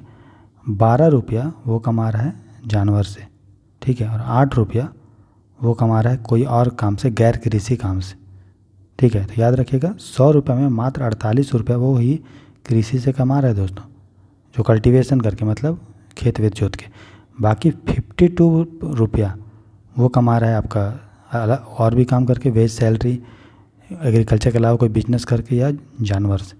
अगर जानवर और इसका बात देखें तो 60% पैसा वो कमा रहा है आपका एग्रीकल्चर से। एग्रीकल्चर में लाइव स्टॉक भी आता है तो उससे कमा रहा है। लेकिन अगर खाली कृषि की बात, खाली उसकी बात करें जोतने की, खेत जोतने का तो 48 कमा रहा है। बात समझ में आया? सिंपल है। चलिए, तो ये था 2014 का डेटा। अब है 2021 का जो हमें जानना ज़रूरी है। इसमें क्या हुआ, तो जो ये वाला जो था कि जो आदमी किसान मजदूरी करके कमा रहा था या कुछ और बिजनेस करके कमा रहा था, वो बढ़ के हो गया 40 रुपीज़। मतलब किसान जो है अब वो खेती क्या कर रहा है दोस्तों, छोड़ रहा है। पहले खेत जोत के 48 रुपये कमाता था, अब घट के वो कितना हो गया, 37। पहले एनिमल से कमाता था 12 रुपया, अब बढ़ के कितना हो गया, 16 रुपया। इसका मतलब क्या क्या बढ़ा देखिए, तो इनकम एंड वेज बढ़ा, ये बढ़ा, एनिमल वाला बढ़ा, ठीक है, और बिजनेस वाला, गैर कृषि वाला बिजनेस घटा, और कल्टीवेशन वाला, प्रोडक्शन वाला घटा, क्रॉप वाला बढ़ा। क्या याद रखिए, एनिमल वाला बढ़ा और वेज वाला बढ़ा, ये दोनों बढ़ा, बाकी कृषि से घटा और गैर कृषि कार्यों से घटा। सिंपल सा बात है, इतना को ध्यान में रखना है, ठीक है, समझ गए। तो एग्रीकल्चर का जो हाउस होल्ड मंथली इनकम है दोस्तों, वो 2014 में 6426 था, 2019 में 10218 है। मतलब सोच लीजिए किसान कितना गरीब है, एक महीना में मात्र 10,218 रुपया हाउस होल्ड कमा रहा है। एक आदमी का इनकम नहीं है, हाउस होल्ड है। मतलब एक कृषि वाला जो परिवार है वो मात्र एक महीना में 10,218 रुपया कमाता है। और एक परिवार में मुश्किल से 3-4 लोग तो जो मिनिमम होगा, माई बाप और एक दो बाल बच्चा, मतलब 4 लोग मिल के मात्र 10,000 रुपये पे जीवन यापन कर रहे हैं दोस्तों। सोच लिए कितना ख़राब कंडीशन है जो है किसानों का। उसमें भी ये तो आपका एवरेज है, एवरेज मतलब पूरा सबको जोड़ दिया। अगर आप देखोगे कि मेघालय में तो ठीक है 29,000 कमा रहा है किसान, पंजाब में भी इतना कमा रहा है, लेकिन अब देखो झारखंड, उड़ीसा, बंगाल का मात्र 4,895 रुपये पर मंथ उसका परिवार कमा रहा है कृषि से। ये कमा रहा मात्र 5,000, ये कमा रहा मात्र 6,500-7,000 रुपये, तो बहुत कम है, ठीक है। इसका क्या कारण है, वही सब है, किसान बहुत गरीब है। तो देखिए आपको पता है कि भारत में जो है ज़मीन का जो लैंड होल्डिंग है, ज़मीन का खंडन हो रहा है, और औसत आकार भी दोस्तों कम हो रहा है खेत का। आगे हम लोग ऊपर देख चुके हैं ना। तो जब भी किसान अनाज बेचता है तो उसको सरकार इनकम सपोर्ट देती है, ठीक है, जिसको हम लोग MSP के रूप में जानते हैं दोस्तों। तो नाबार्ड जो होता है all India rural financial inclusion survey जारी करता है, जिसमें किसानों का क्या, किसानों बोल रहे हैं, ग्रामीण का क्या जो है वित्तीय समावेशन है उसको लेकर सर्वे जारी करता है, ठीक है ना। तो याद ये रखिएगा, पूरे इंडिया में कितने हाउस होल्ड है दोस्तों, 21 करोड़। 21 करोड़ में से 10 करोड़ ग्रामीण, 21 करोड़ ग्रामीण परिवार हैं, जिसमें से 10 करोड़ जो है वो कृषि करता है। और फार्मिंग जो है, कृषि जो है वो प्रॉफिटेबल नहीं है। अभी हम लोग देखें, क्योंकि मात्र 10,000 रुपये पर महीना जो है एग्रीकल्चर का परिवार कमा रहा है। तो आपको याद रखना क्या है, 21 करोड़ जो परिवार जो है रूरल हाउस होल्ड है आपका कहाँ पे, ग्रामीण में, उसमें से 10 करोड़ कृषि करता है, ठीक है। चलिए, ये काम का नहीं, ये सब काम का नहीं है। उसके बाद हम लोग देखते हैं दोस्तों MSP से रिलेटेड। तो देखिए दोस्तों, MSP जो है ना वो लंबा टॉपिक है, लेकिन आपको पूरा जानने की ज़रूरत नहीं है, ठीक है। क्या जानना जरूरी है, देखिए APMC एक्ट में ये लिखा हुआ है कि पहले बार कोई भी किसान अपना जब सामान बेचेगा तो APMC मंडी में ही बेचेगा और कहीं नहीं बेच सकता है, ठीक है। लेकिन हो सकता है कि APMC मंडी में उसको ज़्यादा उचित मूल्य ना मिले, क्योंकि हो सकता है कि जिसको वो सामान बेच रहा है वहाँ पे जो भी व्यापारियों को बेच रहा है, व्यापारी अपना एक ग्रुप बना ले और बोले कि भैया जो भी किसान आएगा उसको हमको ज़्यादा पैसा नहीं देना है, तो किसान को इससे तो लॉस होगा। तो उस किसानों को बचाने के लिए सरकार ने ये बोला है कि देखिए हम जो है मिनिमम सपोर्ट प्राइस डिक्लेयर करते हैं कि इससे कम मूल्य पे किसानों जो है कहीं भी सामान किसान का APMC मंडी में नहीं बिकेगा, MSP पे ही बिकेगा। और अगर किसान को कहीं सामान अपना नहीं बेच पा रहा है तो सरकार उसको MSP पे क्या करेगा, सामान को ले लेगा किसानों से। बात समझ में आया? सिंपल सा MSP का फंड है कि वो मिनिमम सपोर्ट प्राइस है कि जिसके नीचे की सरकार किसानों से अनाज नहीं खरीदेगा। और दूसरी बात, अगर APMC मंडी में किसान अपना अनाज बेच रहा है तो उसको MSP पे ही खरीदना पड़ेगा, किसको, व्यापारियों को, ठीक है ना। तो सरकार MSP डिक्लेयर करता है कब, हर सोइंग सीजन, जब भी फसल बोने का टाइम होता है उसके पहले, ठीक है। तो MSP पे दोस्तों टोटल 22 क्रॉप पे दिया जाता है, 22 फसल पे, ठीक है। आपको पूरा जानना जरूरी नहीं है, बस समझ लीजिए आप मोटा मोटी। 14 उसमें खरीफ है, 6 उसमें रबी है और 2 उसमें कॉमर्शियल है, मतलब जूट और कोपड़ा भी है। कोपड़ा किसको बोलते हैं जानते हो, नारियल को, ठीक है, कोपड़ा बोलते हैं, ठीक। रबी मतलब, रबी का सिंपल सा याद कर लीजिए, wheat, gram, barley, peas and mustard. मैं तो ऐसे ही आ गया शॉर्ट में, जल्दी जल्दी बोलिएगा, अपनी याद रहेगा। वीट, ग्राम, बारले, पीज, पी मैंने और मस्टर्ड। वीट मतलब गेहूँ, ग्राम मतलब चना, बारले मतलब जौ, पीज मतलब मटर और मस्टर्ड। ये जो पांचों चीज़ है दोस्तों ये रबी क्रॉप है। इसके अलावा जो हमारा, तो इसमें से क्या क्या कवर है, तो वीट कवर है, ग्राम कवर है, बारले कवर है, ठीक है। पीज कवर नहीं है, लेकिन ये है रबी क्रॉप, मैं रबी क्रॉप का आपको बता रहा हूँ। पीज नहीं है और मस्टर्ड है, तो चार तो यही हो गया, ठीक है। इसके अलावा रेप सीड, ठीक है, और सनफ्लावर जो होता है सूरजमुखी का, वो भी शामिल है, ठीक है। उसके बाद खरीफ में क्या क्या है, तो बाकी जो रबी को छोड़ के वो खरीफ हो गया, ठीक है। जायद क्रॉप नहीं, इसमें कोई फल फूल नहीं है, देखिएगा। तो चावल, ज्वार, बाजरा, मेज, रागी, तूर दाल जो होता है, मूंग दाल, उड़द, ग्राउंडनट मतलब मूंगफली, सोयाबीन, सनफ्लावर सीड। देखिए एक है सैफ्लावर और एक है सनफ्लावर, तो सनफ्लावर आपका खरीफ है और सैफ्लावर क्या है, रबी। उसके बाद सीसम, नाइजर सीड, कॉटन। तो ये सब जो है जिसमें आपको क्या मिलता है, एमएसपी सरकार डिक्लेयर करती है। इसके अलावा जो गन्ना होता है दोस्तों, तो गन्ना पे एमएसपी डिक्लेयर नहीं होता, उसके लिए अलग से एफआरपी होता है। एफआरपी का फुल फॉर्म है fair and remunerative price, fair and remunerative price.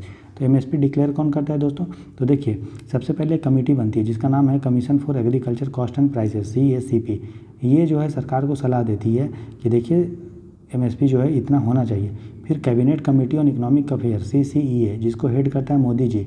तो मोदी जी पीएम हेड करता है, तो पीएम डिक्लेयर करता है कि एमएसपी इतना होना चाहिए, सलाह देता है ये, और पीएम उसको डिक्लेयर करता है। सिंपल। एपीएमसी के बारे में समझ गए ना मोटा मोटी आप, ठीक है।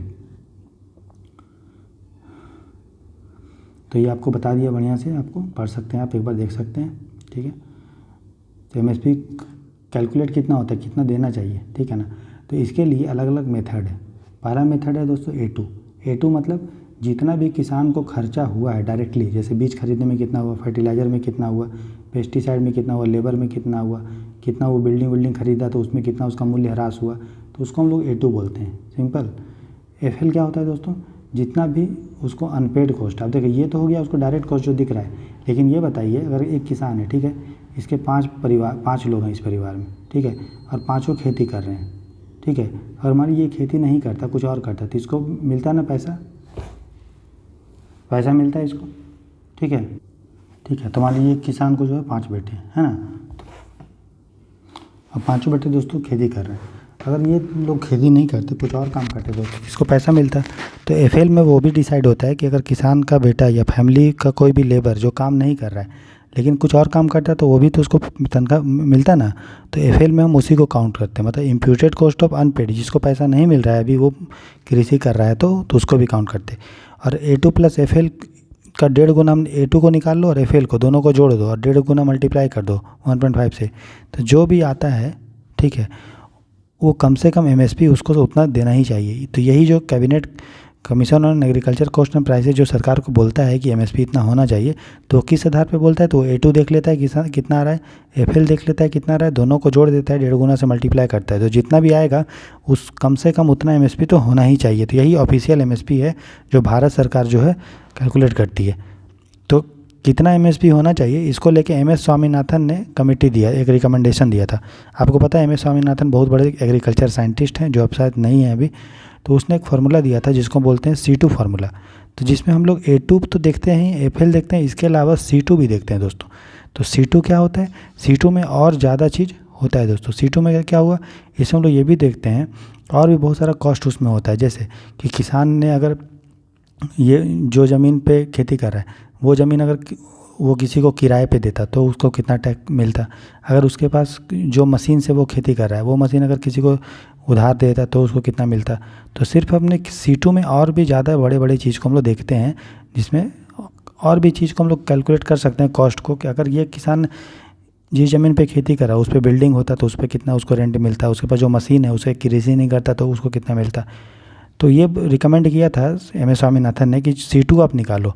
C2 माने A2 प्लस FL प्लस ये सारे चीज़ रेंट वेंट वो, तो C2 बहुत और ज़्यादा आता। तो C2 का फॉर्मूला बताया था MS स्वामीनाथन ने, लेकिन सरकार बोला कि हम C2 को नहीं मानेंगे, हम A2 प्लस FL को मानेंगे, उसका 1.5 गुना मल्टीप्लाई करेंगे और फिर जो है हम डिसाइड करेंगे, ठीक है। तो अगर C2 करता है तो MSP बहुत ज़्यादा आता, इससे सरकार का जो है बजट में घाटा वाटा होता है, फिजिकल डेफिसिट बढ़ जाता। समझ गए। चलिए अगला चीज़ रिलेटेड है दोस्तों क्रॉप डाइवर्सिफिकेशन से रिलेटेड। क्रॉप डाइवर्सिफिकेशन मतलब फसल विविधीकरण। इसका मतलब क्या है, एक से अधिक फसलों का उगाना। अगर सरकार चाहती है कि एक से अधिक फसल उगाए तो क्या करना पड़ेगा सरकार को, एमएसपी को अलग अलग चीज़ पे बढ़ाना पड़ेगा। हालांकि अगर सरकार चाहे कि दाल का उत्पादन बढ़े तो दाल पे एमएसपी बढ़ा दो तो दाल लोग उगाएंगे क्योंकि किसान को ज़्यादा पैसा मिलेगा। सरकार चाहती है अगर मसूर दाल का उत्पादन बढ़े तो सरकार एमएसपी बढ़ा देगी मसूर दाल पे, तो किसान उसको लगाएगा। क्यों? क्योंकि किसान को ज़्यादा उस पर पैसा मिलेगा, एमएसपी ज़्यादा मिलेगा। तो एमएसपी के द्वारा सरकार चाहेगा तो फसल का विविधीकरण दोस्तों कर सकता है। ठीक है, तो यही कॉन्सेप्ट था उसका। उसके बाद ये आपको जानने का ज़रूरत नहीं है। ठीक है, उसके बाद एक प्रोग्राम है दोस्तों, crop diversification programme, CDP programme. ये जो क्रॉप डाइवर्सिफिकेशन हम लोग फोकस करते हैं किस पे, राष्ट्रीय कृषि विकास योजना जो है 2013 में, उसका एक कंपोनेंट था क्रॉप डाइवर्सिफिकेशन। बस उतना आपको ये सब जानने का ज़रूरत नहीं है दोस्त। क्वेश्चन पूछा है हमसे, देखिए कि कंसिडर द फॉलोइंग स्टेटमेंट। बोल रहा है अरेका नट। अरेका नट मतलब होता है दोस्तों सुपारी, barley, coffee, finger millet, groundnut, sesame and turmeric. बोल रहा है the cabinet committee on economic affair announces MSP. तो एमएसपी पे अनाउंस जो करता है कैबिनेट कमेटी, वो किस चीज़ पे करता है? हमने कहीं भी अरेका नट पढ़ा नहीं पढ़ा, तो एक को काट दो आप, बस ख़त्म, आपका आंसर मिल गया। 2 4 5 6, 2 भी था, 4 भी था, ग्राउंड नट भी था, 6 भी था। ना तो उसमें हल्दी था ना ही कॉफ़ी था। आप देख लो इसमें कहीं भी इसमें हल्दी कॉफ़ी है क्या? कहीं भी इसमें हल्दी कॉफ़ी है? नहीं है ना। कहीं भी इसमें अरेका नट है? नहीं है ना। कहीं भी इसमें और कुछ है? नहीं है। जो एक बार देख लो लिस्ट को, रटना नहीं है, 2-3 बार नज़र से गुजार लो, सही हो जाएगा। ठीक है, उसके बाद बोल रहा है FRP of sugarcane is approved by. कौन अप्रूव करता है दोस्तों? Cabinet committee on economic affairs, यही करता है ना। तो अप्रूव यही करता है। सजेशन कौन देता है? Commission for agriculture cost and prices. Approve कौन करता है? Cabinet committee on economic affairs. ठीक है, चलिए। तो एमएसपी में सरकार क्या होता है, एमएसपी सरकार डिक्लेयर कर देता है कि इतना इस चीज़ का इतना एमएसपी होगा, इतना किसानों को कम से कम दिया जाएगा, इतने पे हम लोग सामान को लेंगे। तो अगर किसान को सामान अगर नहीं बिक रहा है दोस्तों, ठीक है, अगर उसका व्यापारी नहीं ले रहा है एमएसपी पे, तो वो कहाँ जाएगा? तो इसके लिए सरकार की जो अलग अलग एजेंसी है, जैसे एफसीआई है, फूड कॉर्पोरेशन ऑफ इंडिया है, तो वो, और जैसे कॉटन कॉर्पोरेशन ऑफ इंडिया, ये कॉटन लेगी किसानों से, जूट कॉर्पोरेशन जूट लेगी, सेंट्रल वेयर हाउस कॉर्पोरेशन ये भी कुछ लेगा, national agriculture cooperative marketing federation of India NAFED है, फिर एनसीसीएफ है, national consumer cooperative federation of India ये है, एसएफएसी है, स्मॉल फार्मर्स एग्रो कंसोर्टियम। ये सभी एमएसपी पे किसानों से जो है अपना जो भी उसका उत्पाद है, ये कॉटन लेगा, ये कुछ और लेगा, ये कुछ और लेगा, ऐसे लेता है। तो अभी तक आपने एफसीआई का ही नाम सुना होगा कि एमएसपी पे प्रोक्योर सिर्फ एफसीआई करता है, लेकिन ये सारी एजेंसियाँ करती है दोस्तों। ठीक है, तो एक प्रोक्योरमेंट होता है, एक को बोलते हैं कि ओपन एंडेड प्रोक्योरमेंट, मतलब खुले छोर का।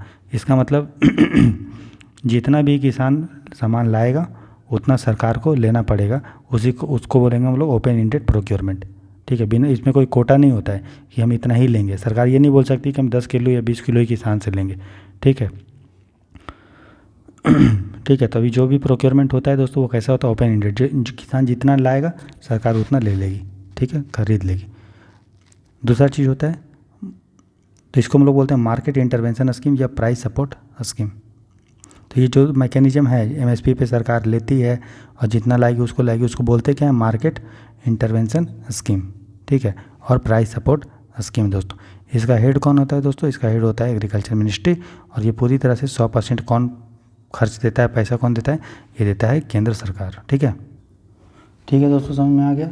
अब देखिए एक कॉन्सेप्ट होता है जिसको बोलते हैं economic cost of food grain, मतलब आर्थिक लागत फूड ग्रेन का, खाद्य फसल का। ठीक है, तो अगर हम फूड कॉर्पोरेशन ऑफ इंडिया से देखें तो फूड कॉर्पोरेशन क्या करता है, जितना भी अनाज वनाज होता है उसको एमएसपी पे किसानों से लेता है। ठीक है, तो देखिए तो इकोनॉमिक कॉस्ट क्या होगा फूड कॉर्पोरेशन ऑफ इंडिया के लिए, तो जितना एमएसपी उसने किसानों को दिया, ठीक है, तो उसको हम लोग बोलते हैं pulled cost of grains brought out MSP. तो देखिए कोई एफसीआई है, ये किसान है, ठीक है, इसको एमएसपी पे ये पैसा दिया, इसको सामान और ले लिया। ठीक है, अनाज इसके पास आ गया एफसीआई के पास। फिर बोनस पेड टू फार्मर्स, इसमें अगर कुछ इसको बोनस देना पड़ेगा, पता है कोई इलेक्शन के समय में किस सरकार जो है एमएसपी बढ़ा देता है और बोलता है बोनस, तो एमएसपी तो देगा ही एफसीआई, इसको एमएसपी पे ही खरीदेगा, प्लस इसको बोनस भी देगा। ठीक है, जितना सरकार ने डिक्लेयर किया होगा, प्लस उसमें अब जोड़ दो प्रोक्योरमेंट इंसिडेंटल, मतलब अब सरकार जो एफसीआई जो है ख़रीदा होगा अनाज किसान से, तो वो ट्रक ड्राइवर ट्रक लेके आया होगा, तो ड्राइवर को दिया होगा अपना उसका भाड़ा, लोडर जो लोड कर रहे होंगे उसको भाड़ा दिया होगा, diesel, cost of operating godown, और ये जो भी सामान लेगा एफसीआई अपने गोदाम में रखेगा, गोदाम में, तो उसका खर्चा को जोड़ दो आप, उसको बोलते हैं प्रोक्योरमेंट इंसिडेंटल। ठीक, उसके बाद एफसीआई जब अनाज अपना इकट्ठा कर लेता है तो उसके बाद ये राज्य सरकारों को दोस्तों बेचता है। ठीक है, स्टेट गवर्नमेंट को भेजता है। तो सबसे पहले याद रखो, जो एफसीआई है वो किसानों से ख़रीदा एमएसपी पर, बोनस अगर देने का रहा तो बोनस भी दिया। उसके बाद जितना भी भाड़ा दिया गोदाम का, ड्राइवर का, लोड करने वाले को, उसके बाद जो भी अनाज था वो अपना गोदाम में स्टोर करके उसके बाद गोदाम से निकाल के राज्य सरकारों को बेचता है, राज्य सरकारों को डिस्ट्रीब्यूट करता है। ठीक है, तो फिर जाके राज्य सरकार जो है मिड डे मील में, पीडीएस में उसको बेचती है। ठीक है, समझ में आया? तो बोल रहा है, तो इसी को चारों को जब आप जोड़ दोगे, एमएसपी, बोनस, उसके बाद आपका जो भी आपका प्रोक्योरमेंट के लिए लगा, लोडर वोडर, और डिस्ट्रीब्यूट करने में कितना लगा राज्य सरकारों को, सबको जोड़ दोगे तब आएगा आपका इकोनॉमिक कॉस्ट। ठीक है, तो बोल रहा है इकोनॉमिक, यूपीएससी प्रीलिम्स 2019 में क्वेश्चन था, इकोनॉमिक कॉस्ट जो होता है फूड ग्रेन का, ठीक है, वो मिनिमम सपोर्ट प्राइस तो है ही, साथ ही साथ बोनस भी है paid to the farmers, plus और क्या है, तो क्या है दोस्तों, procurement incidental and distribution cost. समझ में आ गया? Simple question. चलिए, एमएसपी का क्या बेनिफिट होगा आपको जानने की ज़रूरत नहीं है दोस्तों। ठीक, मैंने बता दिया एमएसपी का लिमिटेशंस क्या है, काम का नहीं। ठीक है, बस थोड़ा सा इसमें कॉन्सेप्ट है वो ध्यान में रखना चाहिए आपको। देखिए, एमएसपी में क्या होता है, अनाज जो है वो किसके पास गया, एफसीआई के पास। अनाज किससे लिया, किसान से, और किसान कहाँ रहता है, राज्य में। ठीक है, तो राज्य से अनाज गया कहाँ, किसके पास, एफसीआई के पास। एफसीआई स्टोर करके गोदाम में, और फिर अनाज किसको बेचा, राज्य को। तो आप देख रहे हो ना, राज्य से गया एफसीआई में, अपने गोदाम में स्टोर किया, फिर आप बेचा यहीं पे राज्य में। तो इस पर क्या हुआ, ट्रांसपोर्टेशन कॉस्ट बढ़ गया, यहाँ इधर से इधर गया, फिर इधर से इधर आया। अगर भैया अनाज को यहीं पे अगर राज्य में ही कोई अरेंजमेंट हो स्टोर करने का तो कितना अच्छा है। तो गवर्नमेंट ने उसको लिए कि जहाँ पे अनाज ज़रूरत है वहीं पे उसको स्टोर कर लो। उसको हम लोग बोलते हैं डिसेंट्रलाइज्ड प्रोक्योरमेंट, मतलब विकेंद्रीकृत अभिप्रापन योजना। ठीक है, जहाँ पे राज्य सरकार प्रोक्योर करती है और बदले में केंद्र सरकार उसको पैसा दे देता है। बस समझ गए, राज्य सरकार की जिम्मेदारी तो है उसको सामान को प्रोक्योर करना, अभिप्रापन करना, और केंद्र सरकार उसको फंड दे देती है, पैसा दे देती है। ठीक है, समझ गए। चलिए, क्वेश्चन पूछा है दोस्तों 2020 में, पढ़िए। In the case of all cereals, सभी अनाजों के संदर्भ में, pulses and oilseeds, the procurement at MSP is unlimited in any state और यूटी ऑफ इंडिया। बोला किसी भी राज्य में, यूनियन टेरिटरी में प्रोक्योरमेंट जो है अनलिमिटेड है। दूसरा, in the case of cereals and pulses MSP is fixed in any state and UT at a level to which the market price will never rise. देखिए दोस्तों, क्या सभी राज्यों में एमएसपी पे बेचना अनलिमिटेड है? सभी राज्यों में नहीं, राज्य सरकार जो है लिमिटेशन फिक्स करती है, केंद्र सरकार फिक्स नहीं करेगी। यहाँ पे आप देखो क्या बोलते हैं इसमें, ओपन एंडेड प्रोक्योरमेंट। ठीक है, क्या है, without any quota, but real life में there are some state wise quota है। ठीक है, अगर ओवरऑल देखें कि क्या जितना लेगी उतना, तो हाँ, तो आप इसको मान के कर सकते हो, खुले छोर का है, ओपन एंडेड, जितना करना है कर लो। ठीक है, तो अगर हम उसको मान के चले तो हो सकता है यस, इसको सही मानेंगे, क्योंकि सरकार ने नहीं बोला है, राज्य सरकार का अपना नियम हो सकता है, तो उसका हमको फंडे में नहीं पड़ना। दूसरा बोल रहा है कि अनाज और हम जब दाल बेचते हैं तो एमएसपी जो फिक्स होता है, ठीक है, तो बोल रहा है कि market price will never rise. ऐसा नहीं है दोस्तों, बाजार मूल्य इंक्रीज कर सकता है। सरकार अगर बोले कि हम दाल को 100 रुपये में लेंगे, 100 रुपये में, तो क्या 200 रुपये का दाल नहीं बिक सकता है? सरकार ये थोड़ी बोला है कि हम मार्केट में जितना बिकेगा हम कंट्रोल करेंगे, नहीं। सरकार ये बोला है किसान को, देखो तो हम तुमको जितना एमएसपी पे बोले उतना पे हम सामान खरीद लेंगे। अगर तुमको बाज़ार में 200 रुपये पे दाल जो है व्यापारी खरीद रहा है तो तुम उसको बेचो, हमको कोई दिक्कत नहीं है। लेकिन 100 रुपये के नीचे हम जो है गिरने नहीं देंगे, उससे के नीचे व्यापारी को जो भी सरकारी एजेंट एपीएमसी में रजिस्टर है उसको एमएसपी पे ही लेना पड़ेगा। तो ये हमारा गलत है। तो कौन सा सही है दोस्तों? सिर्फ एक। ठीक है, अगला देखते हैं, एमएसपी से ही रिलेटेड है दोस्तों, पीएम आशा। आशा मतलब प्रधानमंत्री अन्नदाता आय संरक्षण अभियान। सिंपल सा फंडा है। देखो, ये किसान है, ठीक है, डिसाइड हुआ कि एमएसपी जो है वो आपका कितना है, 1800 रुपये। मान लीजिए सरकार डिक्लेयर किया कि एमएसपी 1800 है। ठीक है, तो मान लीजिए ये एक व्यापारी है, व्यापारी बोला कि देखो हम तुमको 1700 रुपये देंगे, तो फार्मर बोला कि ठीक हम दे देते हैं। अब लेकिन एमएसपी तो भैया 1800 था, तो 100 रुपया और कौन देगा। तो जब ये किसान सरकार को पर्ची दिखाएगा कि हम जो है 1700 में बेचें, तो सरकार उसको 100 रुपया दे देगी। उसी को बोलते हैं प्रधानमंत्री अन्नदाता आय संरक्षण अभियान। इसमें तीन कंपोनेंट है दोस्तों। तो पहला है प्राइस डेफिशिएंसी पेमेंट स्कीम।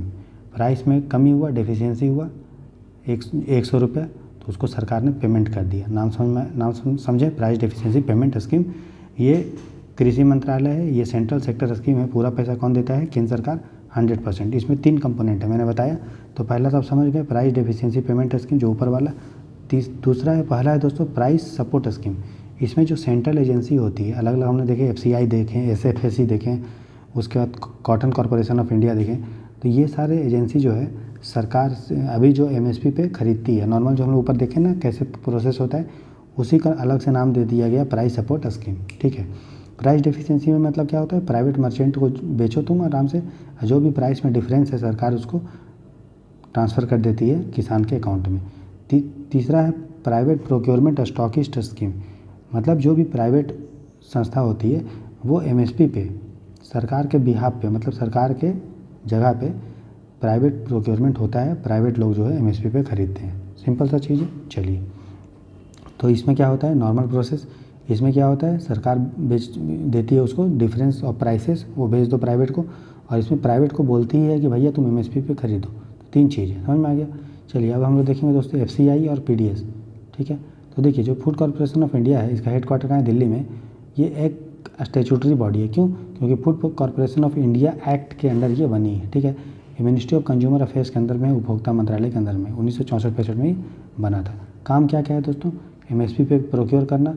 इसके बाद जो भी प्रोक्योर किया, जो भी प्रापन किया, उसको वो राज्य सरकार को डिस्ट्रीब्यूट करती है। ऊपर हम लोग देखे थे। ठीक है, पीडीएस के लिए। उसके बाद अनाज का ये भंडारण के लिए स्टोर हाउस भी रखती है, ताकि अनाज को स्टोर करके रखें। तो अगर कुछ कैलेमिटी आ जाए, डिजास्टर हो गया या कुछ भी हो गया, क्रॉप का फेल हो गया, तो वहाँ पे अगर स्टोर करके अनाज रखेगा तो फिर फ्यूचर में हम लोग को काम आएगा।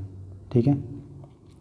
तो इकोनॉमिक कॉस्ट क्या हुआ, मैंने बता दिया। स्टोरेज कॉस्ट, डिस्ट्रीब्यूशन, ट्रांसपोर्टेशन सभी इसमें शामिल होते हैं। ठीक है। तो देखिए मान लीजिए फार्मर को 1800 रुपया एमएसपी पे गेहूँ दिया गया। ठीक है। तो इसको उसके बाद एमएसपी पे कितना दिया एफसीआई ने, 1800 रुपया। इसके अलावा उसको ट्रांसपोर्ट करने के लिए, डिस्ट्रीब्यूट करने के लिए ये सब खर्च हुआ होगा कॉस्ट। तो उसको कितना खर्च हुआ मान लो 2700 रुपया। ठीक है। तो 1800 एमएसपी दिया और टोटल जोड़ के देखेंगे तो 2700 रुपये, मतलब ये कितना हुआ दोस्तों 900 रुपये। तभी जो 1800 प्लस 900 के अलावा 2700। ठीक है। अब ये जो अनाज दोस्तों डिस्ट्रीब्यूट करेगा, है ना, बताया था ना कि एफसीआई जो है अनाज को बेचेगा। तो गेहूँ, तो आपको याद रखो गेहूँ जो बेचता है सरकार को, फूड कॉर्पोरेशन ऑफ इंडिया, वो कितने में बेचता है, 1 रुपये में बेचता है मोटा अनाज, 3 रुपये में बेचता है कौन, चावल, और 2 रुपये में गेहूँ बेचता है। तो ये गेहूँ को ख़रीदा था कितने में किसानों से, 1800 रुपये एमएसपी, और इसको लगा था 900 रुपये। तो 2700 रुपये में ख़रीदा था, मतलब 100 किलो। तो 1 रुपये में 1 केजी का कितना हुआ, 2700 रुपये हुआ ना। लेकिन राज्य सरकार को कितने पे डिस्ट्रीब्यूट किया, 2 रुपये पे। तो इसको कितना का, और कितना रुपये इसको चाहिए एफसीआई को, 25 रुपये चाहिए ना, नहीं चाहिए। 2700 रुपये खर्चा किया एफसीआई, गेहूँ को लिया ना किसान से, और ट्रांसपोर्टेशन पे 2700 रुपये। बेच रहा है कितने में, डिस्ट्रीब्यूट कितने में कर रहा है राज्य सरकार को, 2 रुपये में। तो इसको और कितने रुपये एफसीआई को मिलना चाहिए, 25 रुपये, तभी ना 27 होगा। तो ये जो 25 रुपया है इसको बोलते हैं फूड सब्सिडी। क्या बोलते हैं, फूड सब्सिडी। फूड सब्सिडी जो है आपको केंद्र सरकार दे देती है। केंद्र सरकार जो है एफसीआई को फूड सब्सिडी देती है। तो हम लोग जो 1 रुपये, 2 रुपये, 3 रुपये जो अनाज दे रहे हैं, 1 रुपया मोटा, 3 रुपये में चावल, 2 रुपये केजी, ये नेशनल फूड सिक्योरिटी एक्ट के अंडर हम लोग दिए हैं दोस्तों। इस एक्ट के अंदर पूरे भारत का 67 पॉपुलेशन जनसंख्या कवर है। ठीक है। कितने परसेंट, 67%, जिसमें से 75% रूरल है और 50% अर्बन है। अगर दोनों को जोड़ देंगे तो कितना आ जाएगा, पूरे इंडिया का 67% जनसंख्या नेशनल फूड सिक्योरिटी, राष्ट्र खाद्य सुरक्षा अधिनियम के अंदर में कवर है। ठीक है। तो जो भी हम सामान बेचते हैं दोस्तों, उसको स्टोर और ट्रांसपोर्ट करने की ज़रूरत है। तो ट्रांसपोर्ट कैसे करते हैं, इंडियन रेलवे ने बोला कि हम लोग अनाज वनाज सड़ ना जाए, है ना, इसीलिए उसको किसान रेल चलाएंगे। तो इसमें हम लोग ट्रेन में रेफ्रिजरेटेड गाड़ी होगा जिसमें फ्रिज लगा होगा, उससे जो दूध है, मिल्क मीट है, ये सब सड़ेगा नहीं, ठीक है। उसी तरह कृषि उड़ान है जिसमें हवाई जहाज़ के थ्रू जो है हम लोग एग्रीकल्चर को एक्सपोर्ट करेंगे, ठीक है। सिंपल सा चीज़ है, उसके बाद जानने की ज़रूरत ये सब नहीं है, ठीक है। बाकी ये सब याद रखना। FCI हो, उसके बाद WDRO warehouse development and regulatory authority या सेंट्रल वेयर हाउस अथॉरिटी हो, सभी बॉडी कंज्यूमर अफेयर्स के अंदर में, उपभोक्ता मंत्रालय के अंदर में दोस्तों, ठीक है। अब हम लोग देखेंगे PM किसान के बारे में, बहुत न्यूज़ में रहता है ना। तो ये सिंपल सा चीज़ है, ये भारत सरकार इसको 100% पैसा देती है, मतलब पूरा ये खर्चा कौन उठाता है? भारत सरकार। कृषि मंत्रालय के अंतर्गत में इनकम सपोर्ट स्कीम है, मतलब आय का सपोर्ट करती है, ठीक है। तो शुरू में ये था कि छोटे छोटे किसानों को ये दिया जाता था जिसके पास 2 हेक्टेयर से कम का ज़मीन था, लेकिन सरकार ने इसको ये लैंड होल्डिंग जो था कि 2 हेक्टेयर वाला घटा लिया। अब सभी किसानों को मिलता है, चाहे उसके पास कितना भी ज़मीन है, फ़र्क नहीं पड़ता है। तो कितना देती है? 6,000 रुपये एक साल में सरकार जो है देती है डायरेक्ट उसके खाते में, ठीक है, ताकि इससे जो है मिडिल मैन ये सब विलुप्त हो जाए, बिचौलिया ख़त्म हो जाए, ठीक है। दूसरा चीज़ लेके आया है किसानों के लिए सरकार ने प्रधानमंत्री किसान मान धन योजना। इसमें ये एक तरह का पेंशन स्कीम है, ठीक है, पेंशन दिया जाता है, ठीक है। इसके लिए किसानों से लिया जाता है 55 से 200 रुपये पर मंथ, ठीक है। और जब किसान रिटायर हो जाता है 60 साल के बाद, जब क्रॉस कर जाता है, रिटायर तो नहीं बोलेंगे, जब 60 साल हो जाता है किसान का, तो उसको 3,000 रुपये पेंशन दिया जाता है। और जब किसान डेथ हो जाता है तो उसकी वाइफ को 1,500 रुपये पेंशन मिलेगा दोस्तों, ठीक है।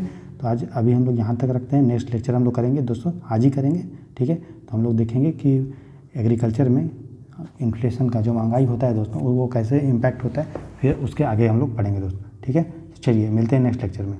Thanks for watching the lecture, God bless you.